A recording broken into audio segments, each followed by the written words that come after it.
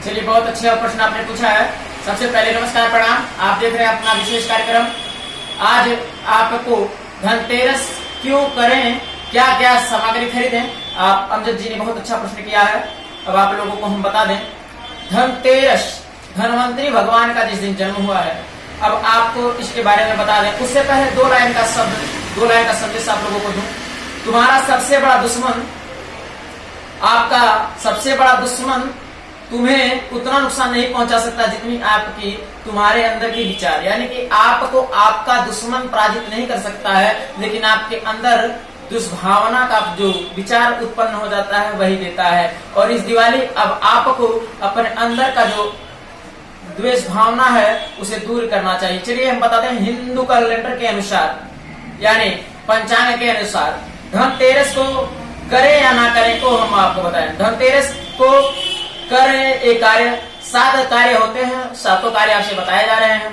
धनतेरस के दिन सोना खरीदना, इस दिन सोना या चांदी के आभूषण खरीदने की परंपरा है।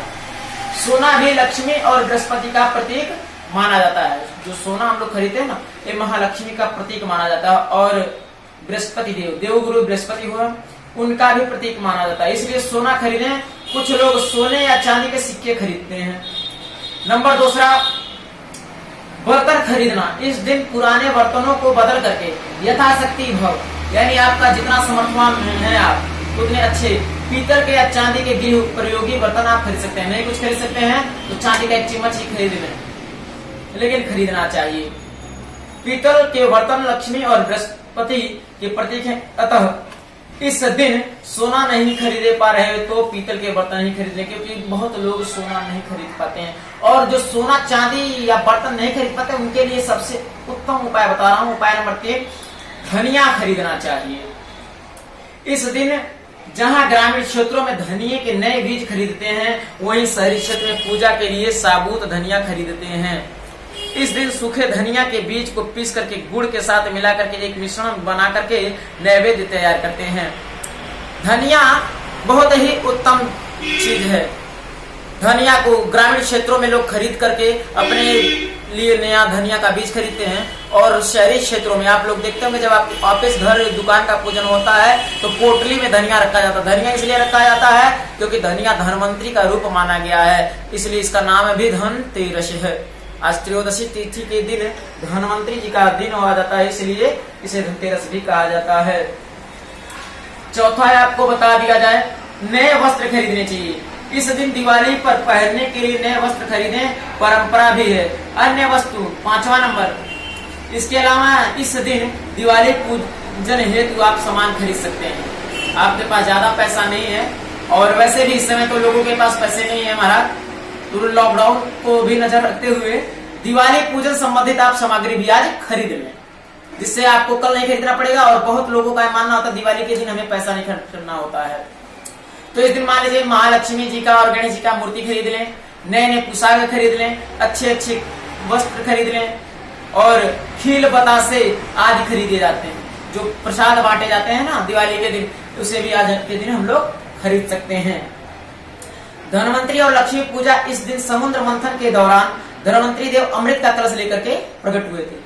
जब देवासुर संग्राम का युद्ध हुआ था तो उस समय न देवताओं के पास उतनी शक्ति रह गई थी और न दैत्यों की, तो सबने सोचा कि अब आगे क्या होगा, तो लोगों ने एक विचार बनाया और समुद्र मंथन का विचार आया, जिसमें समुद्र मंथन किया गया। उस मंथन से जो जो सामग्री निकली उनमें विस्तारित किया गया था। उसी में धनवंतरी जी महाराज सोने के कलश में आज ही के दिन अमृत लेकर के उत्पन्न हुए थे। उस अमृत को लेकर के देवता आज अमर हैं। धनवंतरी देव अमृत का कलश लेकर के प्रकट हुए और माता लक्ष्मी सोने का घड़ा लेकर के प्रकट हुई थी। अतः इसी दिन दोनों की पूजा का महत्व है यम पूजा। आज के दिन देहातों में यम के लिए हम लोग दीपक जलाते हैं। यम के लिए हम लोग दीपक जलाते हैं, और जिसे कहते हैं घूरे पर का दिया, भोजपुरी में लोग कहते हैं घूरे पर का दिया जलावे के बाटे, तो आज के दिन ही घूरे पर के दिया जलावे के बाद। धनतेरस के दिन यमराज के निमित्त जहां भी प्रदान किया जाता है वहां अकाल मृत्यु नहीं होता है। जिस घर में आज के दिन यमराज के लिए दीपक जला दिया जाता है, उस घर में कोई अकाल मृत्यु से पीड़ित नहीं होता है।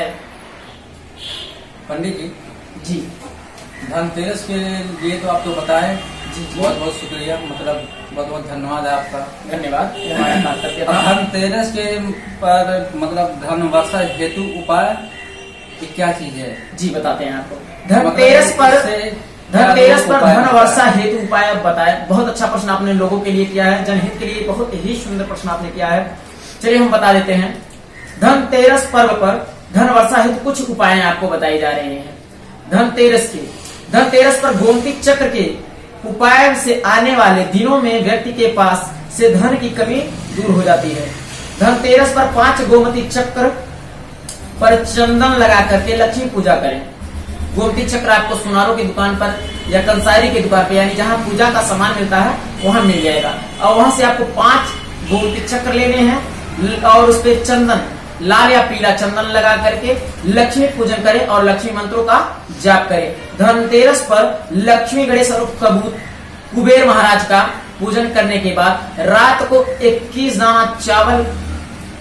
दाना चावल लेंगे आप, लाल रंग के कपड़े में लपेट करके धन रखने वाली जगह पर रखें। जहां भी आप अपने पैसे को या सोना चांदी गुड़िया रखते हैं वहीं पर धनतेरस की रात में ही, यानी लक्ष्मी कुबेर का पूजन करने के पश्चात 21 दाना चावल लेना है और लाल चंदन में आप उसे रंग करके लाल कपड़े में बांध करके उसी अपने अलमारी में रख देंगे।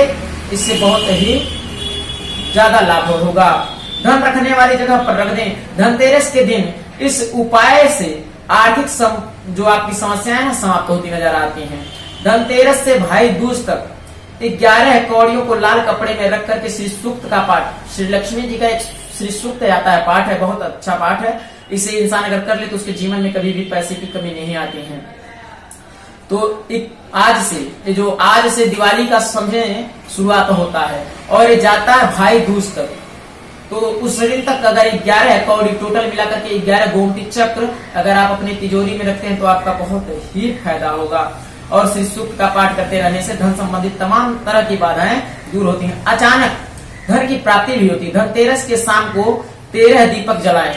आज आप लोगों को विशेष कार्य करना है। जी हाँ, आज आप लोगों को 13 दिया जलाना है और दीपक जलाएं और साथ में 13 कौड़ियों को लेकर के आधी रात तक के घर के प्रत्येक कोनों में रख दें। मान्यता की ऐसे करने से व्यक्ति को अचानक धन संपदा प्राप्त होती है। जिन लोगों के पास धन नहीं टिक पाता है, बहुत लोगों का समस्या होता है, ये सवाल और ये जवाब उन्हीं के लिए है महोदय, जो पूछते हैं ना महाराज कमाते तो बहुत है टिकता नहीं है। तो टिकने का उपाय आपको बताया जा रहा है। हमेशा धन की कमी रहती है, उन्हें धनतेरस की दिवाली के दिन तक माँ लक्ष्मी को लौंग का 1 जोड़ा जरूर चढ़ाना चाहिए। आज से लेकर के दिवाली तक यानी 14 तारीख तक आपको लौंग 1 जोड़ा, या लौंग पे ध्यान देंगे कि फूल सहित लौंग हो। कितने लोग ऐसे ले जाके चढ़ा देते हैं, तो लौंग का फूल होना चाहिए और लौंग एकदम सही होना चाहिए। उसे समाज में पैसे साथ अगर मान सम्मान और अवैधा प्राप्त करना है तो धनतेरस के दिन उस पेड़ की टहनी को तोड़कर घर लाए जिसमें अक्सर चमगादड़ डेरा जमाए रहते हैं। हाँ, अगर आपको अपने समाज में मान सम्मान बढ़ाना हो तो आज के दिन आप लोग जहां उस डाली को, किसी भी पेड़ की उस डाली को तोड़ के लाए जहां चमगादड़ अक्सर आके बैठा करते हैं, क्योंकि चमगादड़ भी कहीं न कहीं धन वर्षा का एक प्रतीक माना जाता है। उस डाल को लाने से महालक्ष्मी की आप पे पंक्ति। चमगादड़ क्या चीज है? इन लोगों से आने से क्या फर्क पड़ता है?